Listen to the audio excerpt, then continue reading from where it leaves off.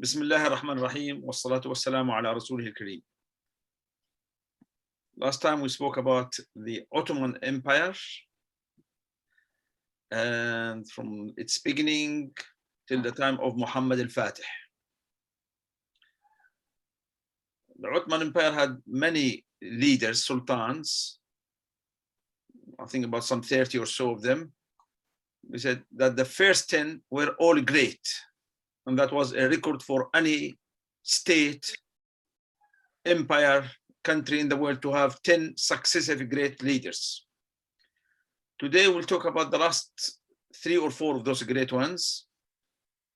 The last 2 especially in details, because the before those we spoke about Muhammad al-Fatih, which was the most important one, probably one of the most important men in Islamic history, the one that who conquered Constantinople, and he called it Islambul. And then the secularists changed it to Istanbul. It used to be Islambul, which is the city of Islam. So if we go, we'll have to go to PowerPoint and start from there, inshallah.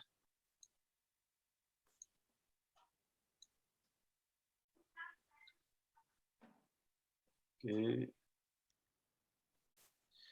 Right, we have, this is Bayezid. Bayezid, I think the 3rd or 4th ruler. Quickly, I'll go through them quickly. The first one was Uthman.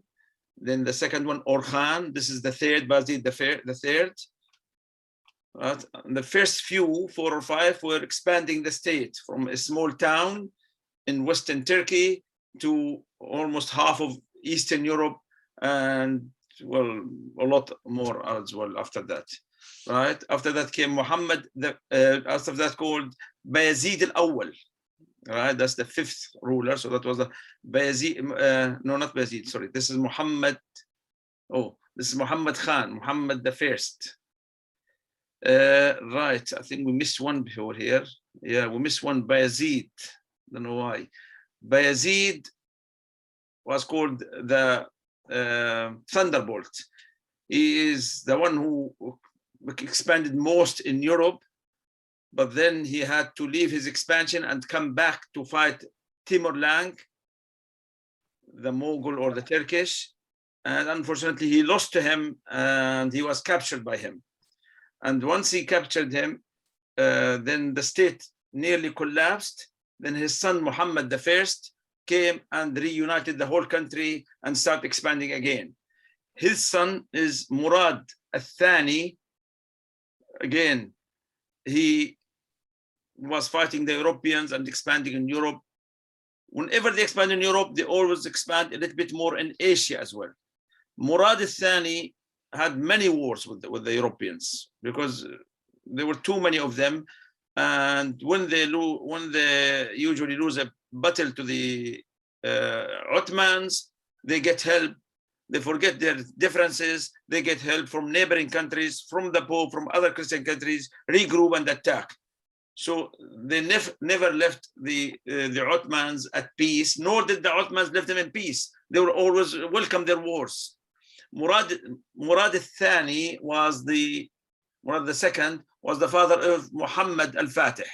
Right? We spoke a lot about him last time, so we'll not say much other than he conquered Constantinople. We spoke most of our session last time was about him. After Muhammad the conqueror, Muhammad al-Fatih, the conqueror, came Bayezid II. The first Bayezid is the one who was captured by Timur-Lenk, and the one who started the Janisarians army, the Inquisition, very special forces like the Mamalik, like the Mamluks. Right? This man, Bayezid, conquered Poland, Bosnia, and Albania. Although Bosnia was conquered during his father time, Bayezid I, but then the Christians took it back. Now he found a very powerful army, a navy as well. This Bayezid II. Right? This is some pictures, I think, some imaginary pictures. After that came Sultan Salim al-Awwal. Again, that's number 9, and a very special Sultan Salim al-Awwal. We have to say a few more things about him. Sultan Salim al-Awwal in his time, or 20 years, well, he ruled from 1520 to 1566. in his time, the Safavis, the Shia took over.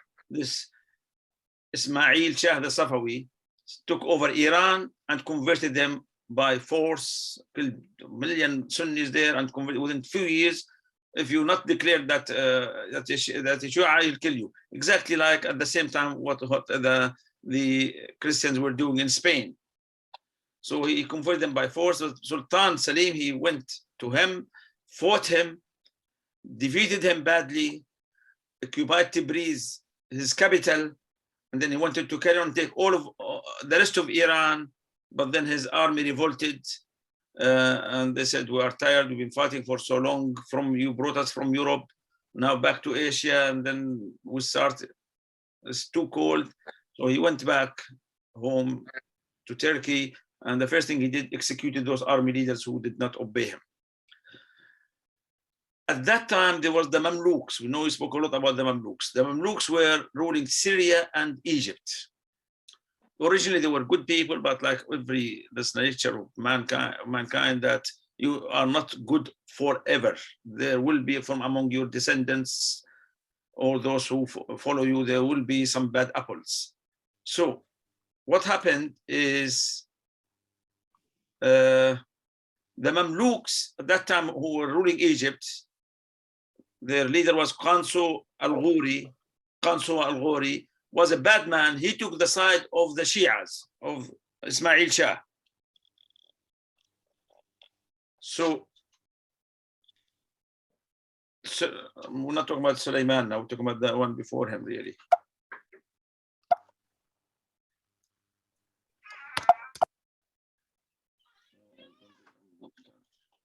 Yeah, we're talking about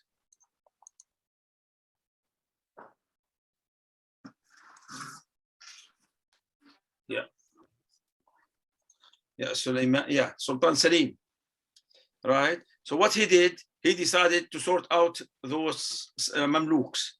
So what he did, he went to Syria and attacked them in a major battle called Marj Dabiq, which was very famous Islamic history, 1516. He attacked them and took Syria from them, all of Syria. And not only that, he carried on to Egypt, but not straight away, about 2-3 years after, I think about 1520 or 22, when he took over Egypt. In Egypt, there was the Abbasi Khalifa. You know, in the year 656 Hijri, which is 1260 about, or 56 AD, Baghdad fell, and most of the people were killed there. Some relatives of the Khalifa managed to escape, and they went to Egypt, which was ruled by the Mamluk. The Egyptians welcomed them, the Mamluks, and made them an honorary leaders, Khalifas, with no power, just we still have a Khalifa. So they were still called the Abbasi Khalifas. That's it, but with no power whatsoever.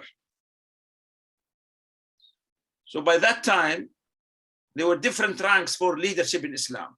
There was the Khalifa, who was a symbolic figure that represents all the Muslims throughout the world. And the Muslims kept him, even as a figurehead. Then the one who controls large areas and many smaller kingdoms called Sultan. So that's why all the Abbasis were called Sultans. Even Salah ad-Din, he controlled Egypt, Syria, and part of Iraq. He was Sultan Salah ad-Din. And the Sultan used to appoint kings, so lower rank at the time, who controlled large provinces. When Salim Awal, the first, went to Egypt and defeated, I won't say occupy, but defeated the Mamluks. He was a Muslim, so there was no occupation there. When he defeated the Mamluks, he spoke to the Sultan at the time, called Al-Mutawakkil III. And he said, look, enough is enough. You're doing nothing, right? Give it up. The Sultan agreed. So Sultan Salim became the first Muslim Ottomani Khalifa. From now on till 19 1923 or 1924, 3rd of March 1924, the Khilafah was carried on. So it carried on from the time of Abu Bakr radiallahu anh till 1924.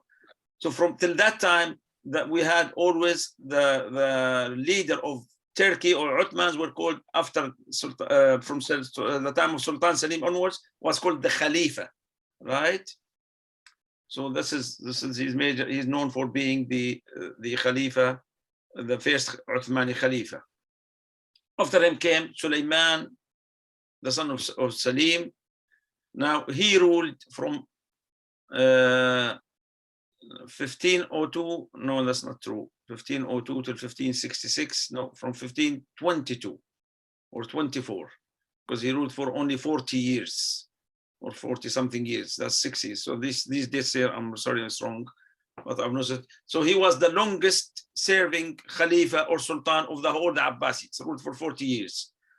And he was the last of the greats of the Uthmani, and probably the last great Muslim leader we've had ever, the last one really.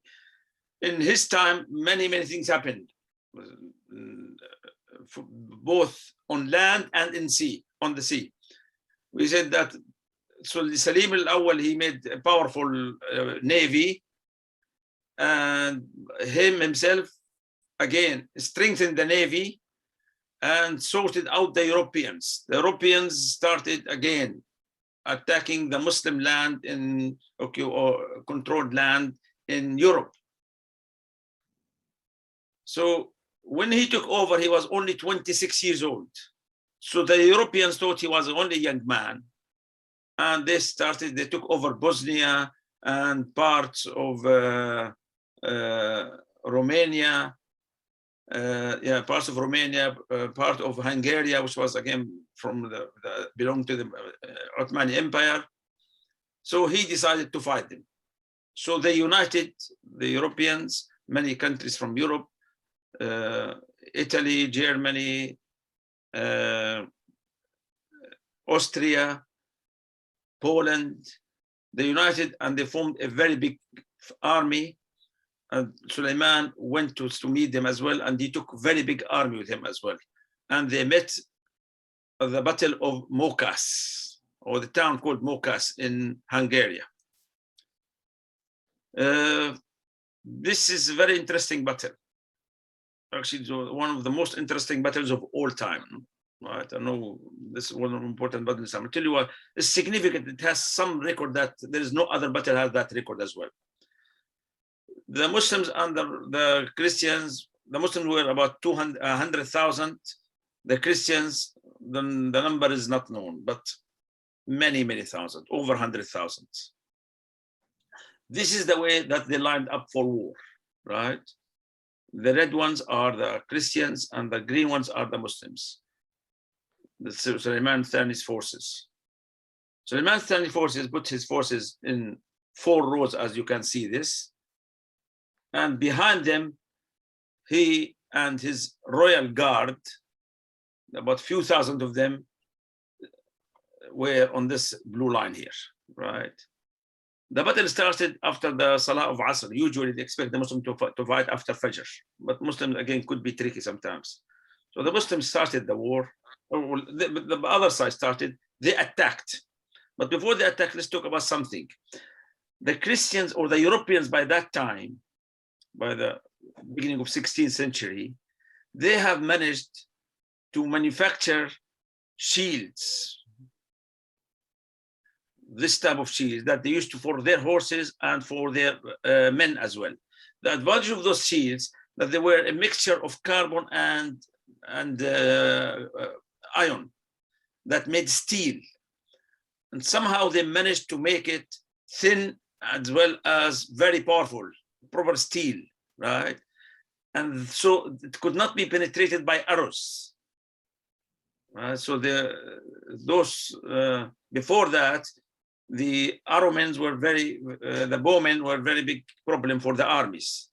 Coming back to the battle, when the battle started, within half an hour, in an orderly way, the Muslims split their forces into 2 sections, and they moved out from the battlefield to the right and left of the Christians or Hungarians.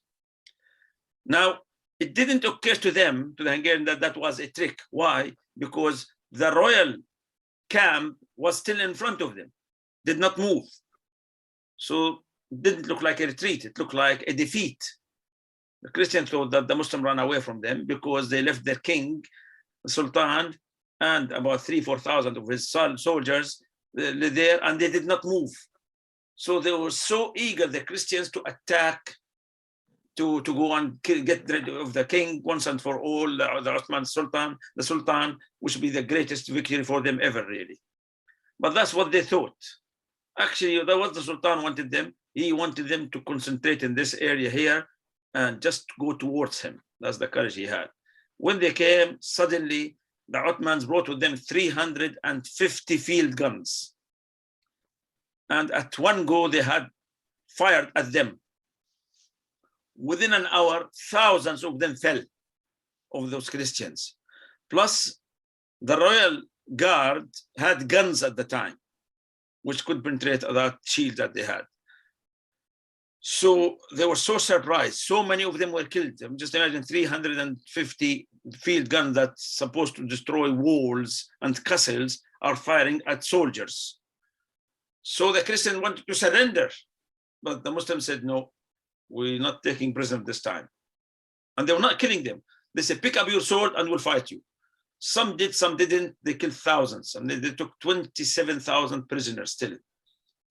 And some of them ran away to the only area that they could, which the Muslims gave them a leeway to run, because they knew after that there was a flooded river because due to heavy rain, and thousands of them died as well. The whole battle lasted 2 or 3 hours, the shortest battle of that size ever. Never happened before or after. That's the Battle of Mohawks. This is the Christians' pictures of it.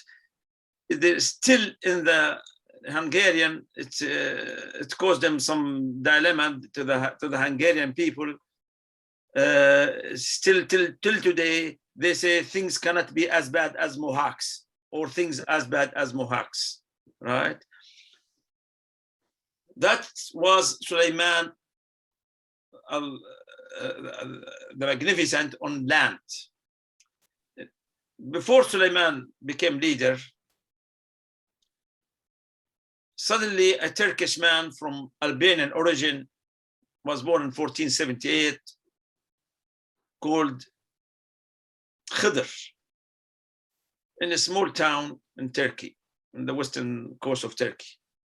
He had 3 elder brothers, Uruj, Ilyas, and Muhammad. When they were young men, the 4 of them started trading in the sea.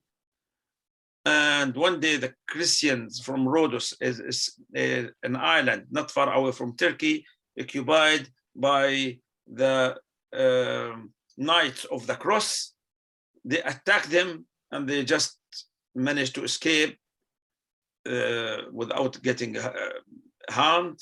Those the 4 brothers, and what they did, they stole one of the ships and they became what they call the West pirates. They start attacking Christian ships, and they were so skillful, so successful, they start worrying the West, and the West wrote so many novels and fictitious stories about the pirates. What they mean are these Muslim brothers here, really, right? There's some pictures of their attacking. This here, Khidr, the Khalifa changed his name to Khairuddin. The Europeans called him Barbarossa. Barbarossa means the man with the red beard in one of the European language. This is his picture here in one of the towns of Holland, because in one of his battles he saved Dutch sailors from drowning. So still there. Anyway, this is the town that he was born. This man. This is Khairuddin Barbarossa, right, from Turkey, right? At that time, to remember, it was in Muslim Spain in 1492 when Granada fell. and the Spanish started persecuting the Muslim through what is known became known as the Spanish Inquisition. Not only that, they occupied, this is North Africa, this is also in Arabic, but this is Spain in Arabic. This is Algeria, Tlemcen, and Tanja cities in North Africa. This Barbarossa and his brothers came to those areas where the Spanish has occupied in North Africa. This is Tunisia, Algeria, Morocco. They start attacking them and destroying so many of their ships. And not only that, gaining a lot of money. And they would talk to the Muslim leaders of those areas, look, just give us a safe place to come back to, and we'll give you so much share of our booties.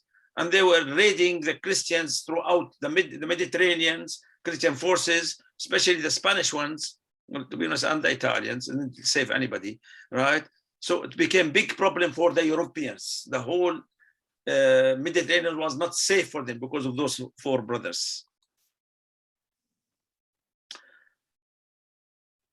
Some leaders in North Africa opposed them, right? So what they did, because they were popular amongst the Muslims there, they took over and they ruled North Africa, those brothers, especially the eldest one, Arouj, and the youngest one, Khairuddin, right? And not only this, they, after ruling North Africa, they've sent a message to the Sultan, who wasn't aware of this. He could hear that they're Muslim pirates. They said to him, we give you our allegiance, we are Turkish, but you got to give us support. And the Sultan, the Sulaiman Qanuni, agreed, and he sent them thousands of men and many ships as well. So now they became a naval force themselves. What they did as well, something very honorable, is at that time there was the persecution of the Muslims carrying on in Spain. They started raiding the Spanish coastline, and at night especially, entering Spanish towns. And this Khairuddin gave orders, whenever you see a priest, capture him, don't let them run away. So he brought the priest, and through some good interrogations, they admitted where they've hidden the Muslim that they used to torture. Because it was the priests who were leading this campaign, Inquisition. So they took the Muslims, so they took this Barbarossa and his brothers, took about 70,000 Muslims they saved from Andalus. Not in one trip.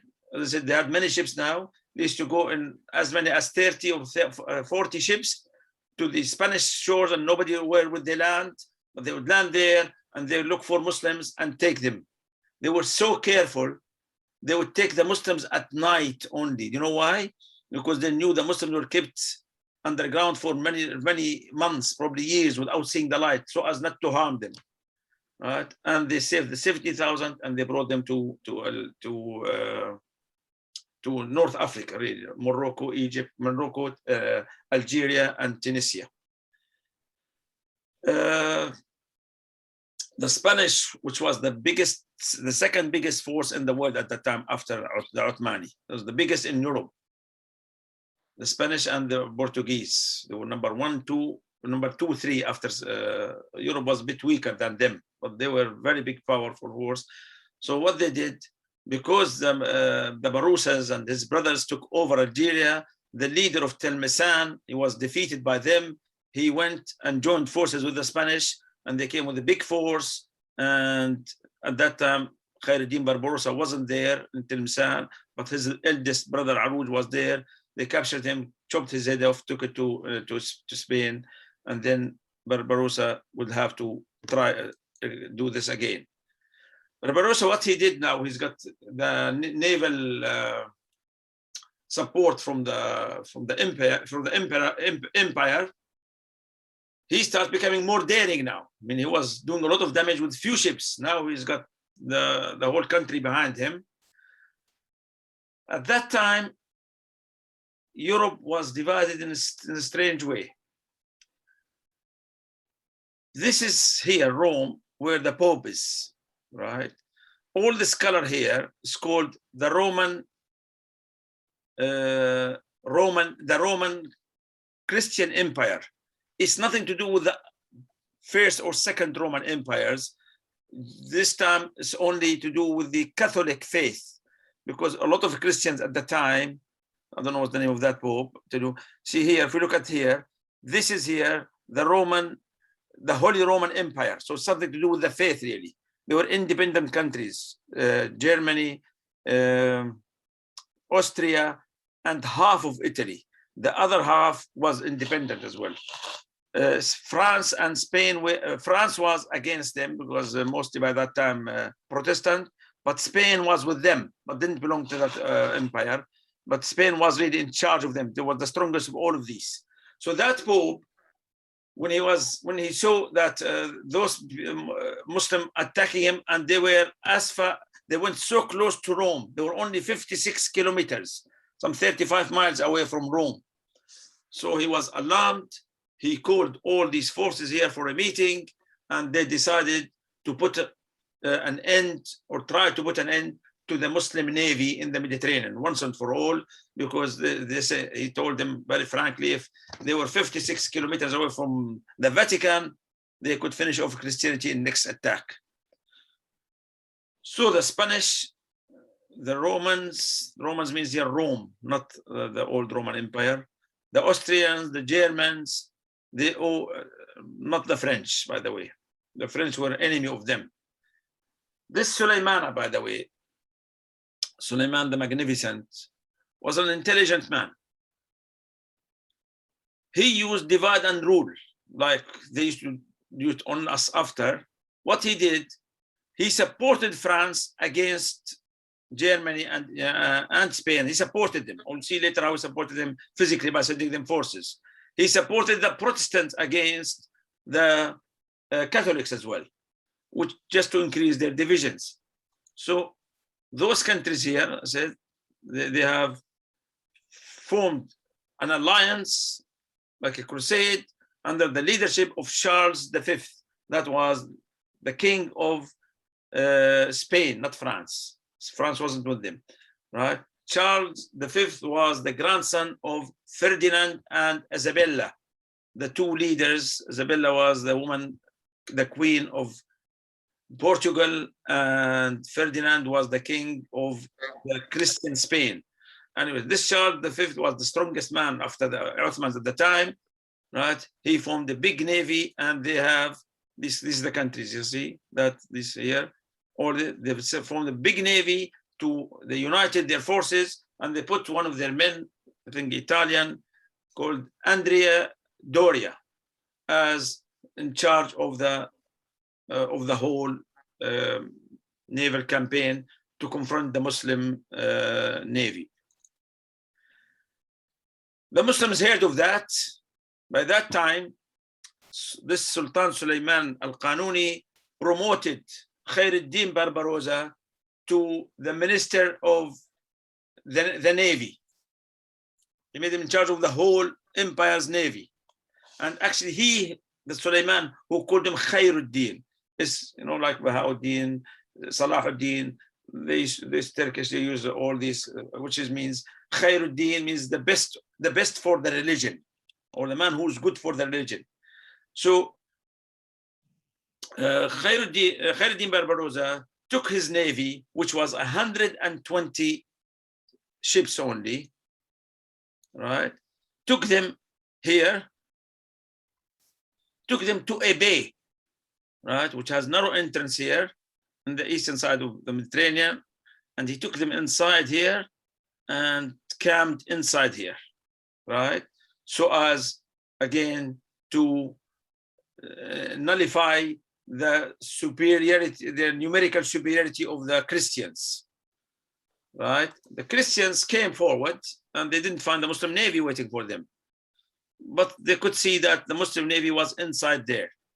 So they came closer, but when they came closer, they found that these castles here, there were few Muslim castles, they had guns, field guns. These Turkish, they had thousands of field guns. So they start firing at them, so they couldn't come closer. And actually, this Khairuddin Barbarossa didn't sit in the ship just watching the fight between the castles and them. He took his men, fighting men, and went to the castles and left the ships there because that's all Muslim land here.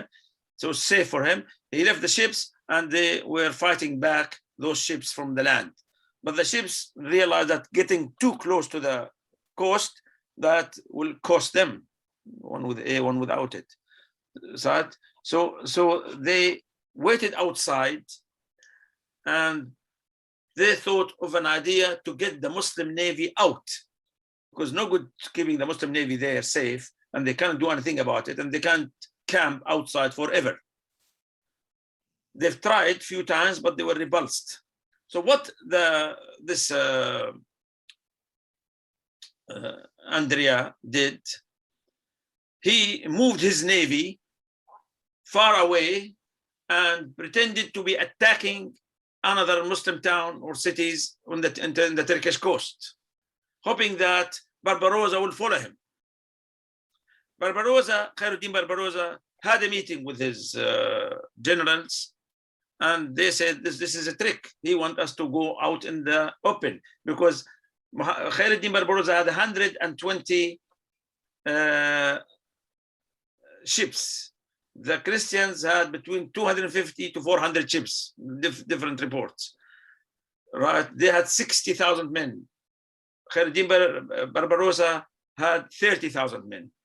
So they know they've got numeric. So he discussed it with the generals. His general says, no, we should not fall into the trap. They want us to fight in the open sea.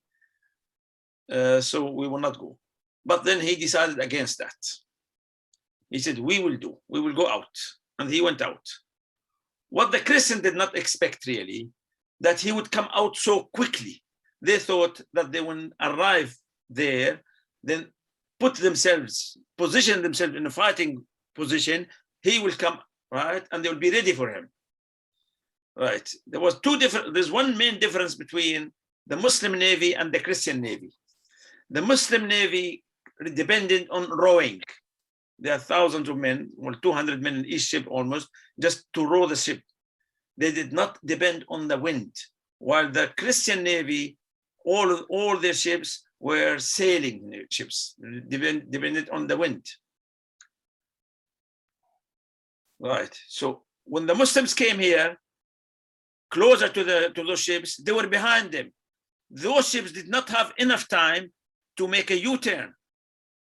This is why what Khairuddin Barbarossa thought quickly, that if I give them enough time, they will turn and be ready for us, and then their numerical superiority will be an advantage for them.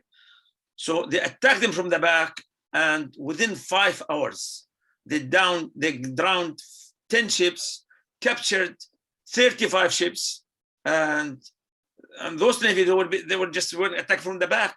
I said, and for 400 ships to make a U-turn, right? And depending on the wind, which Allah made it against them as well, it was impossible for them. They were just getting slaughtered.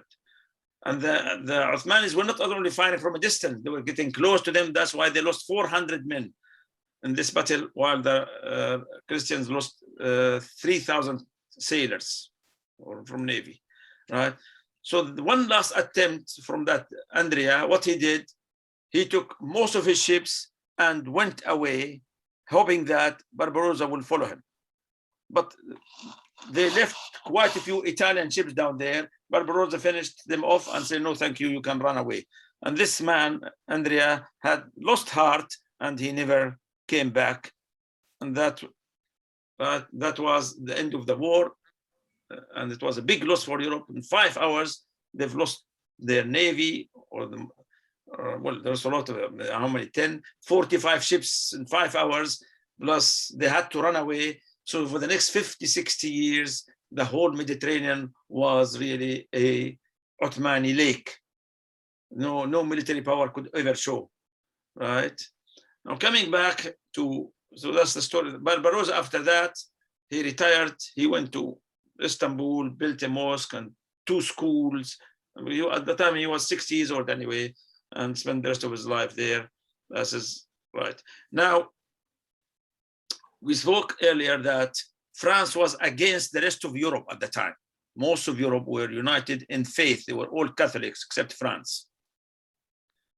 Suleiman The magnificent, they call the magnificent, but in Turkish and in Arabic, they call him al-Qanuni. The Qanun in Arabic means law. In English, canon. Canon, which means really laws, isn't it? Canonical. So why they call him Mr. Qanuni? He ruled for 42 years or 46 years. During his time, he made laws to suit people, as well as to be Islamic. So he took care of every culture that he was ruling, and he made rules for them. And this is allowed in Islam, to make your own rules as long as there's nothing haram in what you're doing, right? And all Muslim scholars appraised him really and value his work a lot, that he managed to make Islam flexible for different nations, right? Again, without violating any of the laws of Islam, right? The French, now when these Christians, they wanted to have, they were having wars with the France, these Romans. Romans means here the faith only, right? That includes Spanish. They were having continuous wars with France. The French King Louis I or the second, can't remember, Louis I or the second, I think the second, contacted Suleiman al-Qanuni and asked him for help. Suleiman al-Qanuni sent him, because this area here, Nice, and this area here, most of this area was originally France, but the German and the Italians took over. So on this area, see, half of this area here, now France, all this area is France. So Suleiman al-Qanuni sent the navy to help the French. The French navy, the Christian, all the Christian and the Muslim navy united and liberated Nice and Toulon from the Catholics. This Louis II appreciated so much the Muslim work. He gave this city, Toulon on the sea, to the Muslims. He closed down all the churches, took out all the Christians, built mosques, and allowed the Muslims to live in it as a free town for the Turkish. So the Turkish now had the first probably military base in history in an enemy land, in a foreign land, in Toulon. Don't know how long it lasted, but their friendship lasted for a long time, really. Those two, as long as till the Ottoman became weaker after that. But for about 200 years, the French and the Turkish, not what's happening now is different. They were allies, and they slowly were sorting out all these empires. But coming back to, we said that North Africa, Barbarossa gave the allegiance to the king, to Suleiman, and Suleiman made it part of the Ottoman Empire. It stayed part of the Ottoman Empire for 300 years and protected North Africa from the powerful Spanish and Portuguese forces. And Muslims and Arabs realized, really, has it not been for them, then probably we would have lost North Africa, just like Spain, Andalus, and the North Africans probably would be speaking now different language and different religions. Right? One final thing, I didn't mention it here, which I remember it here. One day, after all these battles, this Barbarossa was in North Africa here, right? So Khalifa Suleiman al-Qanuni called him for a meeting. Instead of making his way straight line, that's the straightest, quickest way to go, isn't it, to Istanbul?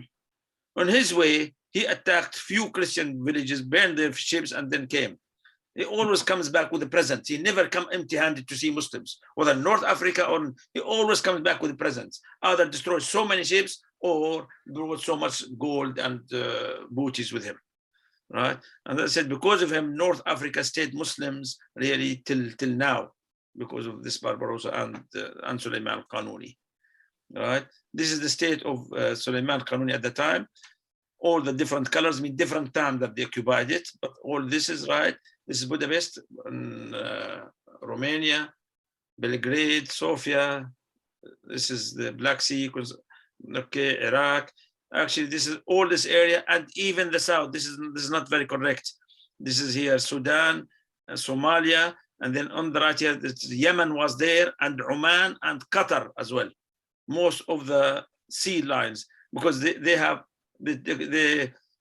they had to take over because the Portuguese were very active here. While the Spanish were active in this area, the Portuguese were active in this part of the world. Right? Right. One question comes: why did not Sulaiman help more the Muslims or not only the whole empire, the Muslims in Spain? First, because of the distance. On land, there are many, many hostile countries. And every time they go there, they take 100,000 and they make a big fight and they make a gain, but the gain is not thousands of kilometers, it's hundreds of kilometers, and there are thousands. So the distance. The second thing, the Safawi in Iran were always a threat. I said that his grandfather, Salim al-Awwal to this Sulaiman, was captured, not captured really. In his time, no, they couldn't. Salim al-Awwal was powerful as well. He couldn't take more than Tabriz, this area here, right? And then he came back, and these Safawis were always attacking these areas. So the Uthmanis, and then the Uthmanis would come and liberate it again, and then they will attack it. So they never gave the Uthmanis one day of peace that they could concentrate on Europe and the Christians. So they've been, and they have always been really, since the time of Hussein, a thorn in the back of the Muslims. That's the end for the day. Probably I missed one or two things. الله knows best. أقول قولي هذا واستغفر الله العظيم لي ولكم.